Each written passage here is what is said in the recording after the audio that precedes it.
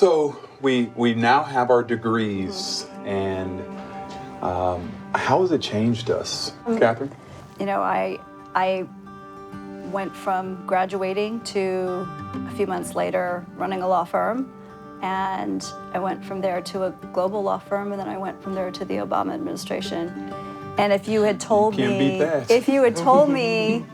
pre-Strayer that I would be working for the president, I would have laughed. It wasn't even in the realm of possibility. So on a very practical level, it's had a huge impact on my career, coupled with an impact on my confidence, which is, you know, they go hand in hand. I totally agree with you. It changed my mindset. You know, it helped give me diversity of thought.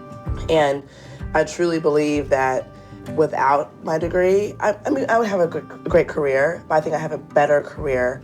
I have a better reach of thought and perspective I wouldn't have had before. And actually, I have my master's, and my husband, because he was my support system on a day-to-day basis, and he wants to get his master's. Yeah. So you don't realize that you motivate others when you're not trying to. I have a 27, 24, and a 21-year-old, and you better believe every time I made the dean's list, I sent that on to them. Yeah. Every time. That's a good segue.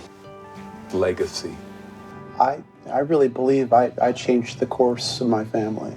I hope that, you know, my children's children look back and they see, well, you know, we know where that started. If they remember me just for that, then all the titles in the world don't matter. I don't care, a chief technology officer or whatever my title might end up being in the future.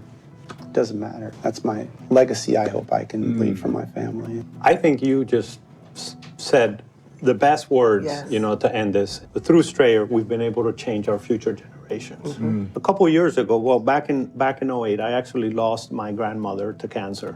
When she passed away, she had thousands of people that came to her funeral, mostly because through the Civil War, she was always helping out through earthquakes and hurricanes and major natural disasters.